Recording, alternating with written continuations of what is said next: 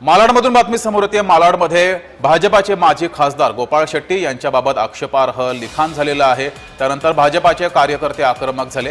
गोपाळ शेट्टी यांच्या विरोधात अपशब्द लिहिले गेले।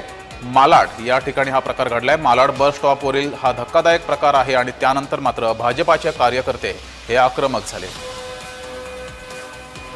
भाजपाच्या कार्यकर्त्यांमध्ये संतापाची लाट उसळलेली आहे। या प्रकरणी कारवाई करावी अशी मागणी या सर्व भाजपाच्या कार्यकर्त्यांनी केली आहे। गोपाळ शेट्टी यांच्या बाबत हे अपशब्द लिहिले गेले, त्यानंतर भाजपाचे कार्यकर्ते आक्रमक झालेत। भाजपा कार्यकर्त्यांनी या प्रकरणी कारवाई करावी अशी मागणी केली आहे।